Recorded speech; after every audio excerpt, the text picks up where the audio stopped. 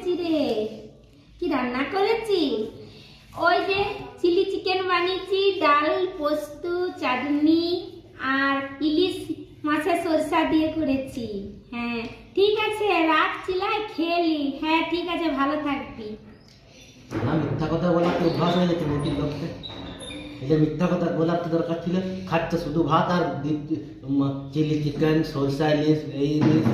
একটা কি বলতো, বান্ধবীরা শুধু মজা কুড়ায়, আমি যেটা বলবো সেই কথাটা শুনে লোককে আমাদের হাস্যকর করে। আর আমি চাইনি আমার স্বামীকে কেউ ছোট করুক, ঠিক আছে? তুমি এই যে তোমার অসুস্থ শরীরে আমাকে ডাল আর এই ভাত দিচ্ছ, এটা কিন্তু অনেকের মধ্যে ভালোবাসা আছে। আর এই ভালোবাসা আমার কাছে একদম অমৃতের মতন, মাংস বিরিয়ানির থেকেও এটা আমার কাছে অমূল্য জিনিস। এই ভালোবাসা পৃথিবীর কোনায় কোনাও খুঁজলেও কিন্তু পাওয়া যাবে না। তোমার ভালোবাসা আমার কাছে অমূল্য রতন।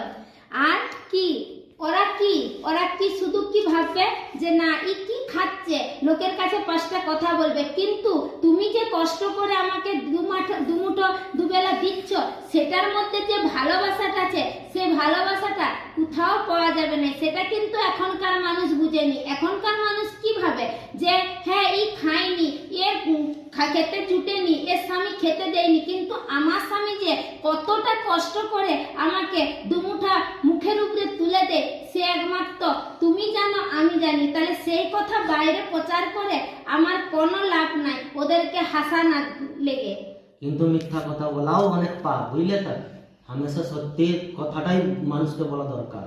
সত্যি কথাটা বলা ঠিক, আমি মানছি যে মিথ্যাটা আমি বলেছি, কিন্তু আমি তোমাকে অনেক ভালোবাসি। আর এই যে ভাত ডাল, এগুলার মধ্যেও কিন্তু তোমার অনেক ভালোবাসা আছে। আর এই ভালোবাসাতে আমি কাউকে চাইনি যে কেউ আমাদের সংসারে নিয়ে হাসুক, আর সেই কারণে আমি মিথ্যাটা বললাম।